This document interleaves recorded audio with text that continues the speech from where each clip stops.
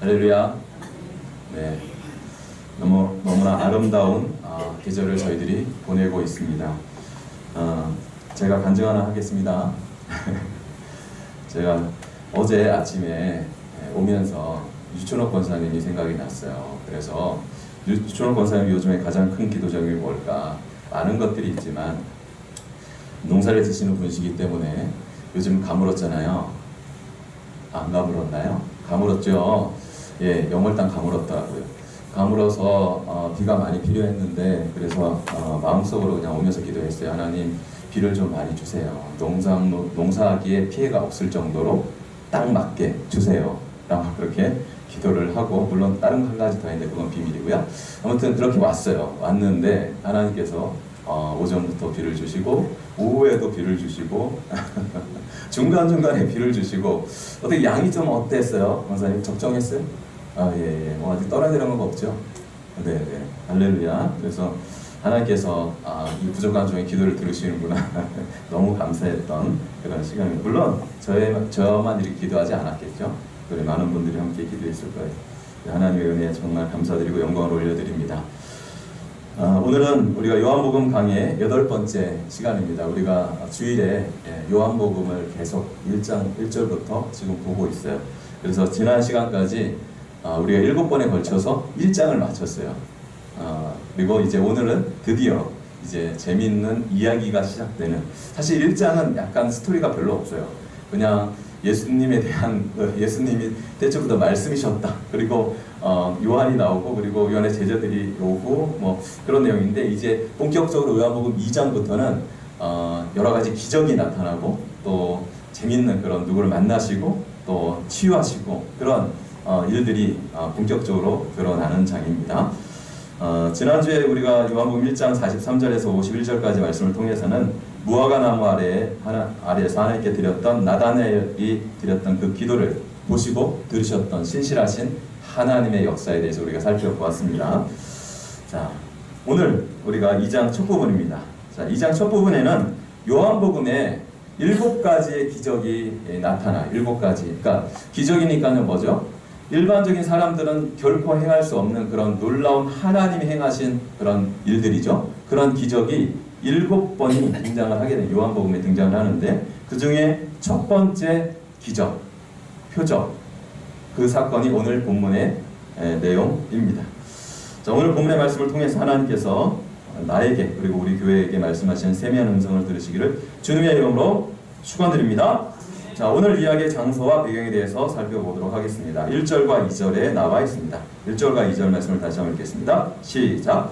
사흘째 되던 날 갈릴리 가나에 혼례가 있어 예수의 어머니도 거기 계시고 예수와 그의 제자들도 혼례의 청함을 받았더니. 아멘. 자, 1절의 처음 부분에 뭐라고 시작하죠? 사흘째 되던 날. 사흘째. 언제죠? 이 사흘이 언제 시작을 해서 사흘일까요? 굉장히 헷갈릴 수 있죠. 자, 그런데 성경학자들은 요한복음 1장 마지막 부분, 우리가 지난주에 다뤘던 그 사건, 누구죠? 예수님께서 빌립과 그리고 나다나엘을 제자로 부르신 그 사건이잖아요. 그 사건이 시작된 지 이제 3일째 되는 날이다. 이렇게 이해를 하시면 되겠습니다. 자, 그 3일째 되는 날 예수님께서는 빌립과 나다나엘을 만나신 후에 원래 계획이 무엇이냐면, 세례 요한에게 세례를 받으신 다음에 그 요단강에서 요단강 베다니에서 올라오셔서 어디로요? 갈릴리, 그렇죠? 갈릴리 저 위에 지방으로 올라오셔서 이 갈릴리 호수를 중심으로 해서 본격적인 그런 공생의 3년을 시작하시려고 그렇게 계획을 하셨었잖아요. 이제 예수님께서는 이제 갈릴리 땅으로 오셨어요. 갈릴리 땅으로 오셨는데 그때 이제 예수님의 친척 또는 고향에 가까운 지인이라고 생각되는데 그 결혼식이 있었어요. 그래서 그것이 어디서 일어나냐면 저 위에 갈릴리 가나에서 있었어요. 그래서 가나는 밑에 이제 예수님의 고향인 어디죠? 나사렛. 예, 나사렛에서 한 10km밖에 안 떨어졌어요. 예. 이제 차 타면 금방 가는 거리고 걸어서는 한 몇 시간이면 가는 거리인데, 자, 그 거리에 있는 갈릴리 가나에서 혼인잔치가 있었어요. 이제 예수님의 어머니도 초대를 했고요. 그리고 예수님도 초대를 했고요. 그 다음에 예수님의 제자들까지 이렇게 초대를 한 걸 보면 예수님과 굉장히 가까운 친척이다 라고 우리가 또 아니면 지인이다 라고 이렇게 생각할 수가 있겠죠. 자, 아무튼 갈릴리 가나였고 장소는, 그리고 어떤 사건이 일어나고 있는 거죠 지금? 네, 혼인잔치. 예. 혼인잔치. 혼인잔치를 상상을 하셔야 됩니다. 예. 혼인잔치를 막 상상하시면, 혼인잔치는 조용합니까? 예, 이렇게 조용하지 않아요. 막 왁자지껄하고, 그리고 음악 소리가 나고, 그리고 풍성한 음식이 있고 포도주가 있고, 막 그렇게 즐거운, 예, 막 거기서 막 누가 울고 막, 물론 이제 신부가 슬퍼가지고 울고 그래 하지만, 예, 혼인잔치는 즐거운 자리예요. 예, 그런 즐거운 혼인잔치가 일어나고 있었습니다. 자, 과거에 저는 영월에서 조금 깜짝 놀랐어요. 우리 이 영월의 결혼 풍습은 그냥 하루에 끝나지 않는다 그러더라고요. 그러니까 결혼하기 전에 뭘 하죠? 네, 먼저 그걸 뭐라 그래요? 결혼하기 전에 하는 거를. 예, 하여튼 손님들을 영월은요, 결혼식 하기 전에 손님들을 미리 한 주나 이렇게 또 미리 이렇게 잔치를 벌여요. 그래서 잔치를 먼저 한 다음에 그 다음에 결혼식이 나중에 있어요. 독특하죠. 그래서 제가 이제 물론 이제 도시 사람이라서 이제 시골 풍습을 잘 모르는데 영월의 그 얘기를 듣고 조금 놀래기도 했어요. 그런데 이제 예전에는 그게 잔치가 하루에 안 맞췄다면서요, 그렇죠? 멀리서 오시니까 막 열어나 이렇게 하려고 그러면 정말 그 잔치를 준비하고 진행하고 이렇게 하려고 그러면 정말 그 하는 사람들은 너무 힘들고 어려운 그런 과정이었다는 얘기를 제가 들었어요. 그런데 이 갈릴리 가나의 혼인잔치, 예수님 당시의 혼인은 더 심했어요. 무려 혼인잔치가 일주일간 계속되기도 했대요. 일주일 동안. 여러분 생각해 보세요. 수많은 그 손님들이 일주일 동안 그 집에서 먹고 마시고 자고 하는 거예요. 이게 보통 일이에요? 얼마나 많은 음식을 준비하고 얼마나 오랫동안 준비를 했어야 될까요? 그렇죠? 그러니까 자는 장소가 부족하니까 또 옆집에 가서 더 자기도 하고 여관에서 자기도 하고 여러 가지 그러니까 하려고 그러면 우리가 큰 행사를 하나 하더라도 손님이 오시면 그렇게 호텔도 예약하고 하는 것처럼 너무나 큰 작업이었을 거예요. 자, 아무튼 그렇게 해서 이제 갈릴리 가나의 혼인잔치가 시작이 되었습니다. 예, 이제 막 음악이 막 울리고 그리고 사람들이 즐겁게 음식을 먹고 그리고 포도주를 마시고 그렇게 흥겹게 막 그렇게 하는 그런 과정이었어요. 한참 이 혼인잔치가 무르익어서 아주 그런 분위기가 좋을 때였어요. 그때 갑자기 어떤 사건이 발생합니다. 이 결혼식 전체를 다 망쳐버릴 만한 아주 큰 위기가 발생합니다. 그 위기가 뭘까요? 어떻게 하셨지? 3절에 나와 있어요. 3절 말씀 같이 읽어볼까요? 시작. 포도주가 떨어진지라 예수의 어머니가 예수에게 이르되 저들에게 포도주가 없다 하니. 와, 포도주가 어떻게 해요? 떨어졌대요. 여러분, 포도주가 떨어졌다, 잔치자리에 포도주가 떨어졌다, 이거는 우리나라 배경으로는 참 그렇게 실감이 안 오지만 이스라엘 사람들의 배경으로는 굉장히 큰일이었어요. 이제 잔치가 스톱이 될 그런 위기에 있는 거예요. 왜 그럴까요? 그 사람들이 있어서 포도주는 이제 그 중동 지역에 물이 식수가 제대로 좋은 물이 없어요. 그러다 보니까 이 포도주를 담가서 포도주에다가 포도주 1 그리고 물 3 이렇게 해서 3대1 정도 비율로 희석을 해가지고 그것을 음료 대신에 이렇게 떨어졌다. 없어졌어요. 네, 이제 바닥이 난 거예요. 자, 이상하잖아요? 왜 포도주가 떨어졌죠? 이 사람들이 결혼식을 대충 준비했네. 아니, 누가 결혼식을 대충 준비했으면 어디 있겠어요? 사람들의 그 인원수를 꼼꼼하게 계산을 해가지고 대략 한 100명 오겠구나, 200명 오겠구나 계산을 해가지고 어떻게 해요? 오래전부터 딱 맞게 준비해서 시작하잖아요. 맞아요? 아니죠, 권사님. 어떻게 딱 맞게 해요? 넉넉하게 하지. 그렇죠? 저기 잘 들으세요, 권사님. 넉넉하게, 풍성하게, 남게. 왜냐하면 다른 손님이 오실 수도 있잖아요. 그렇죠? 남으면 문제가 아니에요. 근데 어떻게 해요? 모자라면 문제죠. 그래서 우리 교회도 어떤 일을 하면 항상 그렇게 풍성하게 준비를 하잖아요. 자, 그런 거였어요. 자, 그런데 포도주가 떨어졌어요. 큰일 났죠? 자, 어떻게 했어요? 자, 그런데 이 소식이 누구에게 들렸냐면 예수님의 어머니 누구죠? 마리아에게 들렸어요. 자, 마리아에게 들렸다는 얘기는 뭐냐면 아직 연회장, 즉 연회장은 누구 이따가 나오는데 전체 잔치를 주관하는 사람이에요. 그래서 하인들을 막 다스리고 또 음식은 어떻게 어디로 가져가라, 어떻게 하라고 전체 주관하는 어떤 그런 사람인데 이 전체 행사를 주관하는 잔치를 주관하는 연회장의 귀에까지 들어가기 전에 누구에게 먼저 갔냐면 마리아의 귀에 이 얘기가 들어간 거예요. 그만큼 마리아와 가까운 친척의 이런 결혼식 가능성이 많습니다. 자, 그런데 이상한 게 있어요. 그 얘기를 들은 마리아는 그 잔치 주인들과 함께 어떻게 할지 이렇게 의논하지 않았어요. 그 포도주가 떨어졌다는 소식을 제일 먼저 누구한테 얘기했을까요? 마리아는 예수님한테 얘기를 했어요. 이상하지 않아요? 왜 아들한테 얘기를 했을까요? 예수님이 물론 이제 그 친척들과 관계가 있지만 예수님은 사실은 관계가 없는 제3자잖아요. 그렇죠? 근데 예수님한테 마리아가 제일 먼저 얘기합니다. 예수의 어머니가 예수에게 이르되 뭐라고 얘기냐면 저들에게 포도주가 없다. 이렇게 얘기를 했어요. 자, 마리아는 예수님을 30년 동안 자신의 태에서 낳고 그리고 어린 시절 기르고 그리고 지금까지 30년 동안 아버지가 일찍 요셉이 돌아가시고 그렇게 한 집안의 가장으로서 그렇게 역할을 했던 이 예수님을 어떻게 보면 남편처럼 의지했을 수도 있어요. 그만큼 많이 의지한 거죠. 자, 그래서 이제 몰라도 예수님께 기대하면서 그 얘기를 한 거예요. 예. 그리고 또 한 가지는 뭐예요? 예수님에게는 30년 동안 길러보니까 예수님이 하나님께서 보내신 하나님의 아들이심을 분명히 알았고 그리고 예수님이라면 이 문제를 능히 해결할 수 있기 때문에 믿음을 가지고 구한 거예요. 그런데 예수님의 반응 놀라웠습니다. 평소 예수님과 같지 않았어요. 예수님의 반응 어떻게 했을까요? 4절입니다. 예수께서 이르시되 여자여 나와 무슨 상관이 있나이까? 내 때가 아직 이르지 아니하였나이다. 와, 예수님 진짜 버릇이 부족하시네. 여자여 나와 무슨 상관입니까? 아니 예, 그런데요 이게요 우리말로 번역해서 그렇지 이 여자여 라는 이런 단어는요 존칭어예요 사실은. 그래서 왕비에게 아주 존경의 마음을 담아 사랑의 마음을 담아서 왕비여 이렇게 부르는 그런 내용의 존칭어예요.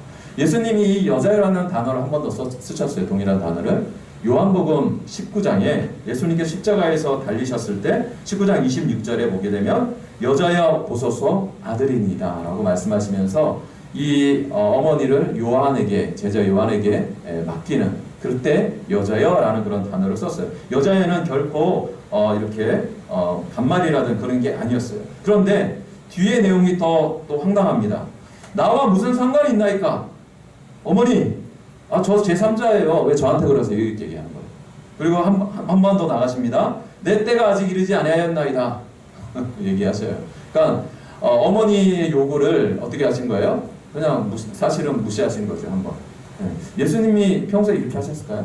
아니에요. 예수님이 평소에는 어떻게 해요? 가난한 사람들을 사랑하시고 질병에 걸린 사람 치유해 주시고 또 배고픈 청중들을 위해서 오병이어 사건을 일으키셔서 5,000명을 먹이시고 또 4,000명을 먹이시고 이런 예수님이시잖아요. 그렇죠? 예수님의 성품은 원래 그래요. 그런데 예수님이 간혹 가다가 우리가 상상할 수 없는 이해할 수 없는 그런 말과 행동을 하실 때가 있어요. 그거는 분명한 다른 의도가 있으세요. 예.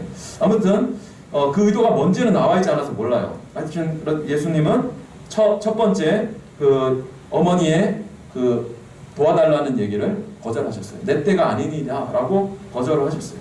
자, 그랬는데 거절을 하셨는데 이 어머니 마리아의 믿음도 대단하죠. 네, 거절감이 전혀 없어요. 거절감이 전혀 없이 5절에 이렇게 얘기합니다. 그의 어머니가 하인들에게 이르되 너희에게 무슨 말씀을 하시든지 그대로 하라 하니라. 무슨 얘기예요? 예수님이 조금 전에 하셨던 얘기는 그 마음에 담아주지 않았어요.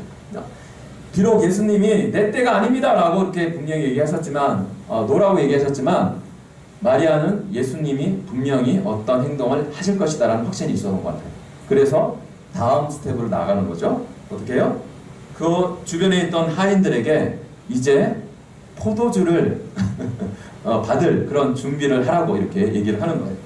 자, 뭐라고 얘기하냐면 예수님께서 너희에게 무슨 말씀을 하시든지 그대로 하라. 어려운 일은 하지 말고 쉬운 일만 하라. 아니에요. 무슨 말씀을 하시든지 그대로 하라. 그러니까 이 말씀의 뉘앙스는 뭐냐면 예수님이 아마도 너희가 감당하기 힘든 그런 어려운 부탁을 하실 거야. 어려운 명령을 내리실 거야. 마음의 준비를 해. 그렇지만 분명히 순종해라. 그 순종의 결과에는 놀라운 은혜가 있을 것이다 라고 얘기하는 거예요. 자, 제가 봤을 때 5절과 그 다음에 다음 절 6절에는 시간 차이가 분명히 있었을 것 같아요. 바로 그렇게 예수님의 대답이 있었던 건 아니었던 것 같고요. 예수님이 마리아의 그 요청을 들으시고 예수님은 뭐라고 생각하셨냐면 아직은 내가 기적을 일으킬 때가 아니라고 생각하셨던 것 같아요. 4절에 보면. 그런데 마리아의 그 요청을 들으시고 한 번 더 하나님 앞에 조용히 기도하셨을 것 같습니다. 그래서 하나님 아버지 앞에 묵상하시면서 기도하시면서 그런 상황을 올려드리셨겠죠? 어떻게 합니까? 저는 아직 내 때가 아니라고 생각합니다. 그런데 아마 하나님께서 아버지께서 놀라운 기적을 행하라 라고 아마 말씀을 하셨던 것 같아요. 자, 그래서 6절에 이제 예수님께서 반응을 드디어 하십니다. 어떻게 반응하셨을까요? 6절 말씀 같이 읽어볼게요. 시작.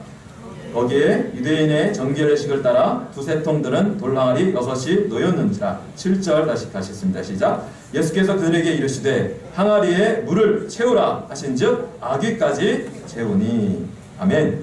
자, 거기 보니까 예수님이 딱 이제 보니까 주변에 물 항아리 6개가 쫙 놓여져 있어요. 그런데 이 물 항아리는요, 저는 상상하는데 제가 본 가장 큰 항아리는 한 이만하거든요.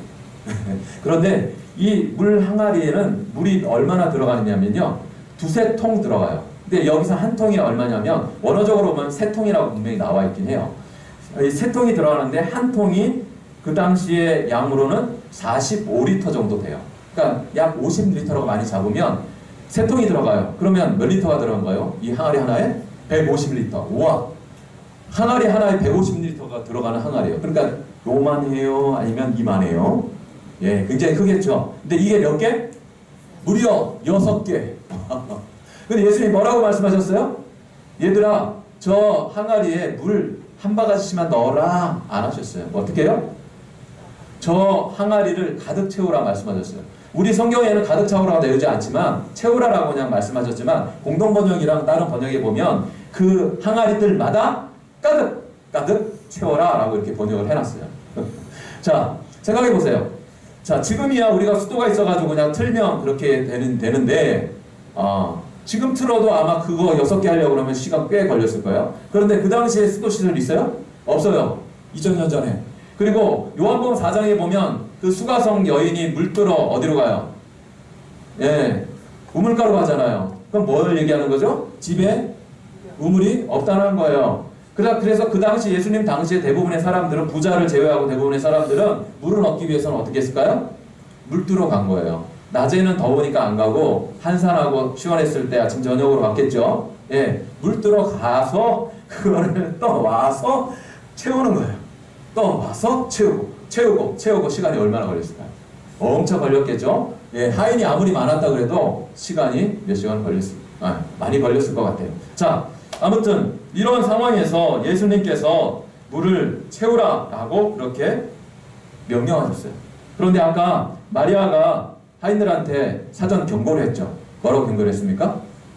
무슨 말씀을 하시든지 그대로 하라. 아까 경고했잖아요. 내 생각에 예수님이 분명히 너희들에게 엄청 어려운 일을 시키실 거야. 각오해. 근데 순종해. 그러면 좋은 결과가 있을 거야. 라고 말씀을 했죠. 이 하인들은 예수님하고 상관이 있어요? 없어요? 예수님이 상전이에요? 아니, 제3자라니까요. 그런데 제3자가 자기 하인처럼 이 6통에다가 물을 가득 채워라. 처음에는 황당했을 거예요. 그런데 마리아의 말을 듣고 그대로 순종합니다. 굉장히 독특한 하인들이에요. 일반적이지 않습니다. 자, 그런데 이 하인들이 물을 채웠어요. 채우는데 이 하인들은 이 미션을 수행을 했어요. 근데 어떻게 수행을 했을까요? 1번 겨우 마지못해, 2번 화가 나서 그냥 인상을 쓰면서 했다, 3번 즐거운 마음으로 끝까지 잘했다. 몇 번이에요? 3번이죠. 어떻게 알아요? 예. 7절 마지막 부분에 보면 뭐라고 되어 있어요? 항아리에 물을 채우라 하신 즉 어디까지?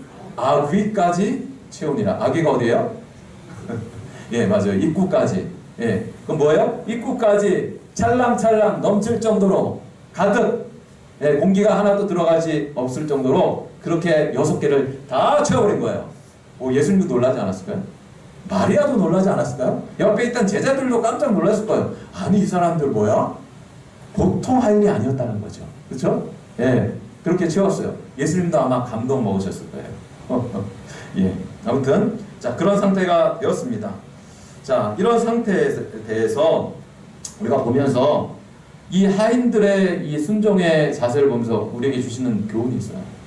그건 뭐냐면 정말 참된 순종이라 무엇인가 이 하인들이 우리에게 눈으로 보여주고 있는 거예요. 참된 순종은 뭐예요? 하나님이 우리에게 요구하시는 참된 순종은 어떤 것일까요? 그냥 벌 받을까봐 마지못해서 겨우겨우 그냥 하는 것, 그게 순종일까요? 그리고 하나님 말씀하시면 그냥 이렇게 마지못해서 따라하는 것, 그게 순종일까요? 아니에요. 참된 순종은 이 혼인잔치집의 하인들처럼 말씀하신 대로 그대로 100% 즉시 순종하는 거예요. 물을 채우라 하면 힘들지만 너무나 땀이 나지만 너무나 수고롭지만 어떻게 해요? 물을 떠서 아귀까지 가득 채우는 게 진정한 순종이죠.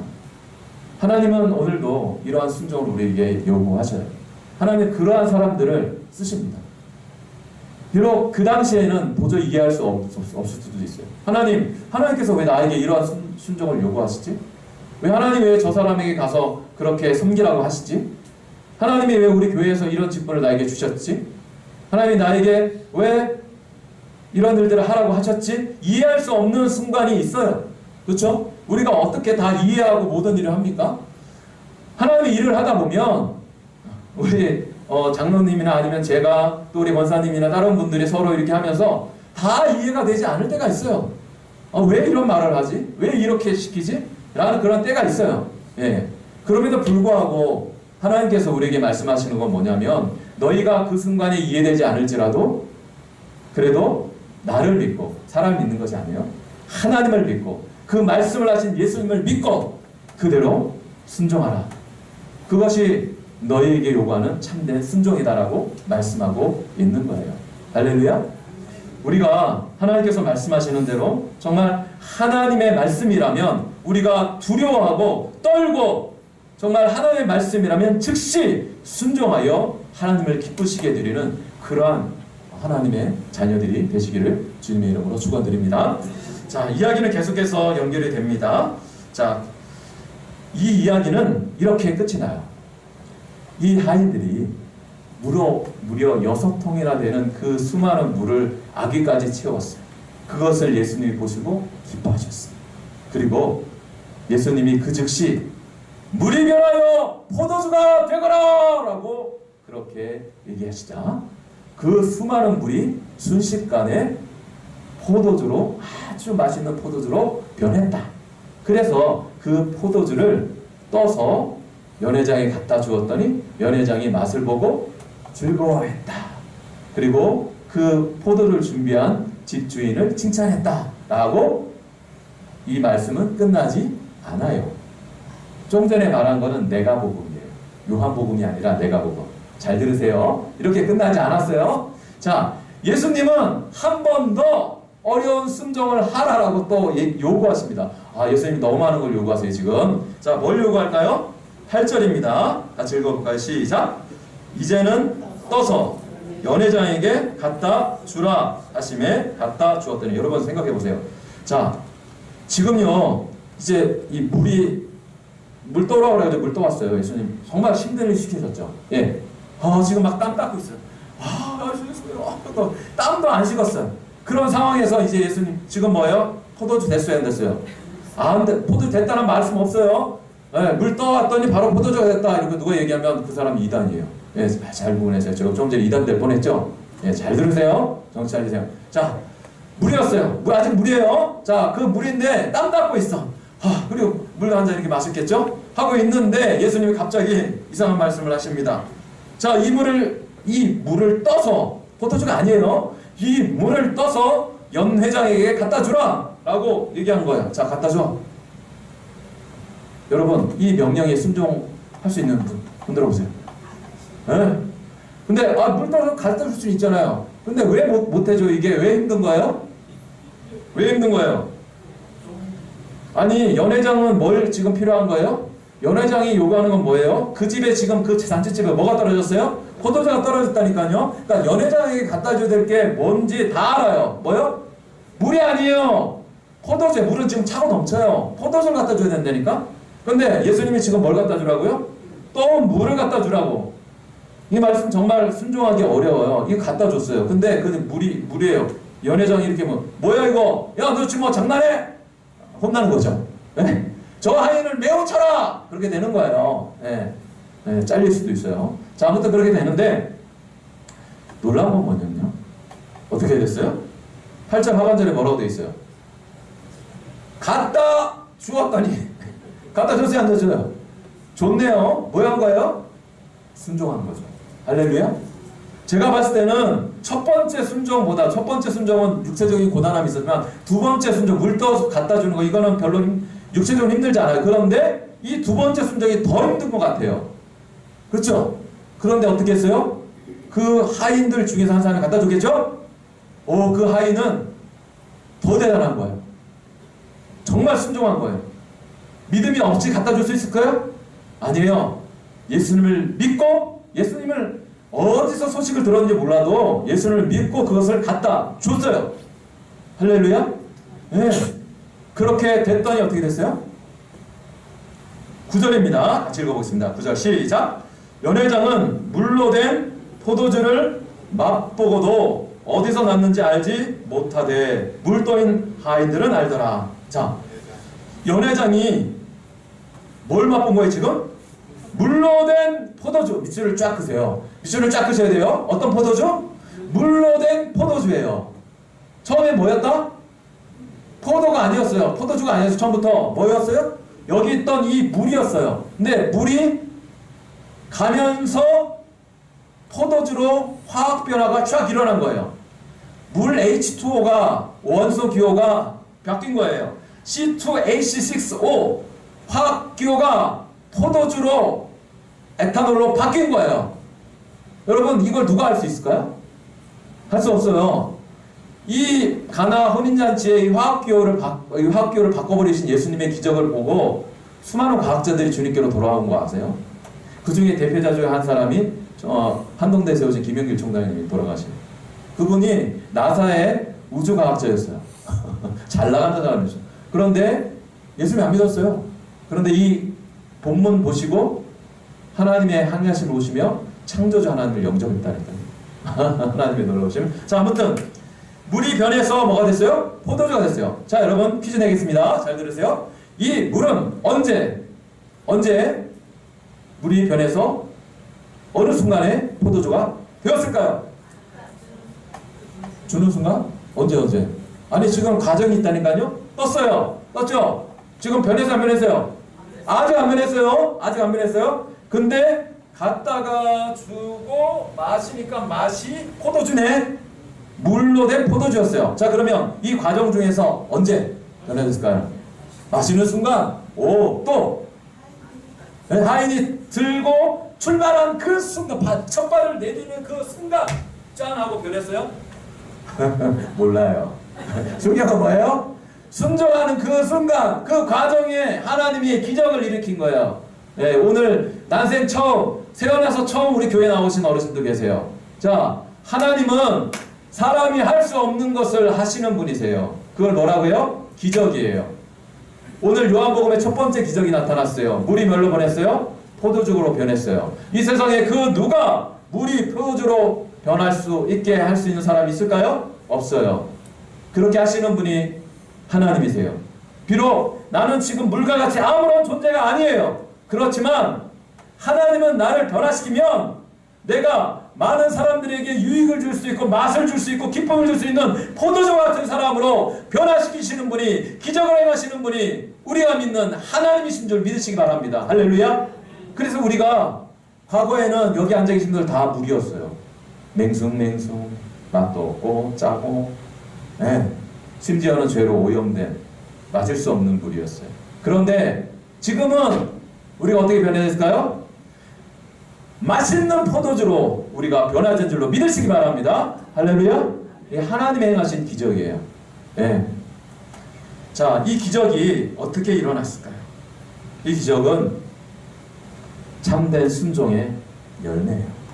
참된 순종이 없었다면, 두 번의 이 하인들의, 물도온 하인들의 참된 순종이 없었더라면 이 기적은 일어나지 않았어요. 여러분, 기적을 경험하고 싶으신가요? 아니, 아무도 대답을 안 하시네. 저는 아멘입니다. 경험하고 싶어요. 저는 매 예배 때마다, 기도회 때마다, 그리고 금요 기도회 때마다, 우리가 기도할 때마다 기적을 경험하고 싶어요. 그래서 하나님이 우리 연약한 성도님들 치유해 주시고, 그리고 문제 해결해 주시고, 정말 그렇게, 또 돈이 없으신 분들은 돈 좀 많이 주시고 복을 주셨으면 좋겠어요. 그런 기적이 매번 일어났으면 좋겠어요. 근데 기적으로만 끝나서는 안 되겠지만 이따 얘기할게요. 아무튼 저는 보고 싶습니다. 진짜 보고 싶어요. 그런데 오늘 말씀 뭐라고 말씀하시냐면, 사랑하는 자녀들아, 너희가 하나님의 기적을 보고 싶으냐? 그렇다면 먼저 너희가 나에게 절대 순종하거라 라고 말씀하시는 거예요. 기적이 먼저가 아니에요. 뭐가 먼저죠? 참된 순종이, 절대 순종이 먼저예요. 우리가 순종하는 거 쉬워요, 어려워요? 어려워요. 쉬우신 분 손 들어보세요. 그분들은 이제 졸업하셔도 돼요. 어려워요. 모든 순종은 어렵습니다. 부모님이 자녀에게 말씀하시는 거, 자녀들 순종하는 거 어려워요. 그리고 누군가 회사에, 또 상사가 나에게, 직원에게 말씀하시는 거, 명령하는 순종하는 거 어려워요. 교회에서 이제 장로님이나 목사님이 우리 말씀하시는 거 순종하는 거 어려워요. 어려운 거예요. 순종은 어려운 거예요. 왜 어렵냐면 내 생각하고 다르기 때문에 그런 거예요. 내 경험하고 다르기 때문이에요. 내 생각은 아닌데, 내 경험은 아닌데, 그거를 사람들이 시키는 거예요. 그럼 뭐예요? 순종하려면 뭐예요? 뭐 해야 되는 거예요? 내가 죽어야 되는 거예요. 내 생각이 죽어야, 내 경험이 죽어야 되는 거예요. 그때 순종이 가능한 거예요. 하물며 하나님이 우리에게 순종을 요구하실 때가 있어요. 정말 상식적으로 이해되지 않는 걸 요구하실 때가 있다니까요. 그때라도 우리는 하나님을 믿고 순종하는 척이라도 해야 돼요. 그러면 하나님이 우리에게 은혜를 주신다니까요. 저는 우리 교회 성도님들이 정말 하나님이 말씀하시면, 이 물로 포도주를 만들려고 하든지 뭘 하든지 그냥 아멘! 아멘! 하고 그냥 즉시 순종하는 그런 동들이 됐으면 좋겠어요. 그런 저도 됐으면 좋겠고, 그런 성도님이 됐으면 좋겠어요.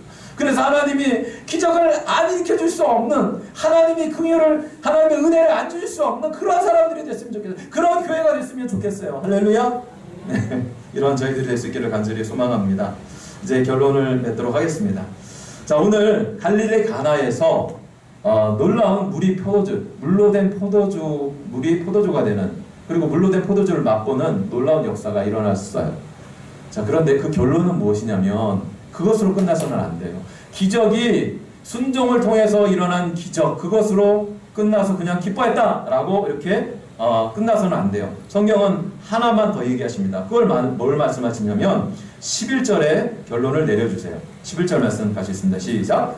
예수께서 이 첫 표적을 갈릴리 가나에서 행하여 그의 영광을 나타내심에 제자들이 그를 믿으니라. 할렐루야. 자, 순종의 열매로 뭐가 났어요? 물이 포도주가 되는 기적이 일어났죠. 근데 성경은 이것으로 끝나지 않아요. 한 발짝 더 나갑니다. 뭐가 나갈까요?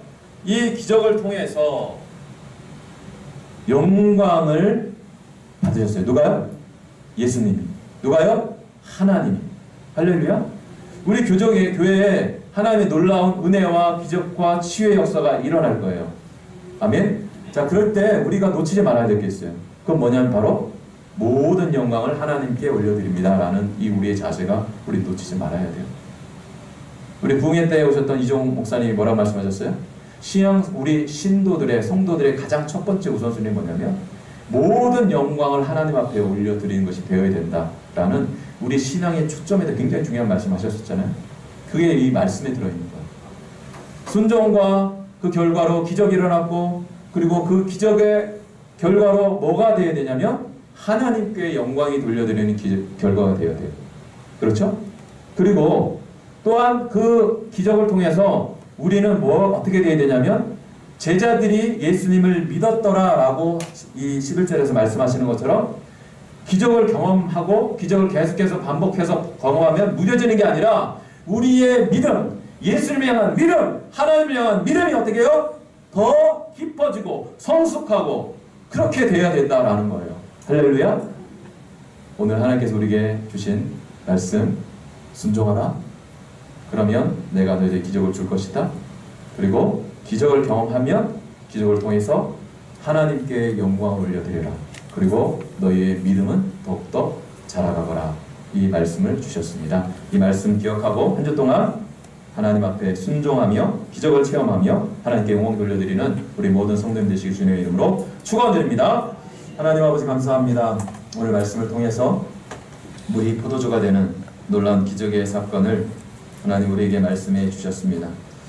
하나님 아버지, 우리가 비록 물과 같이 또 때로는 오염된 물로서 세상의 죄악 가운데 아무런 쓸모없이 있던 우리들일지라도 우리가 주님의 손에 들려지면, 우리가 주님의 손에 받쳐지면 우리 변하여 포도주가 되는 것처럼 우리도 그렇게 변화될 줄로 분명하게 믿습니다. 하나님, 이 시간 하나님께서 우리에게 말씀하시는 순간순간 말씀하시는 그 순종을 우리가 이제 실천하겠나이다. 하나님 말씀을 주실 때 우리에게 주시는 도전 앞에 우리가 한 귀로 듣고 흘려보내는 자들이 아니라 하나님의 나에게 주시는 도전 가운데 또 기도할 때 하나님의 나에게 주시는 음성 가운데 하나님 순종하여 정말 하나님이 나에게 행하시는 하나님의 일을, 기적을 목도하는 저희들 되게 하여 주옵소서. 그리고 이 기적을 통하여 하나님 나의 신앙이 깊어지게 하여 주시고 궁극적으로 살아계신 하나님 앞에 영광을 돌려드리는 놀라운 역사가 우리의 삶 가운데 하나님 그 기적이 일상이 되게 하여 주시옵소서. 감사드리며 예수님의 이름으로 기도 올리옵나이다. 아멘.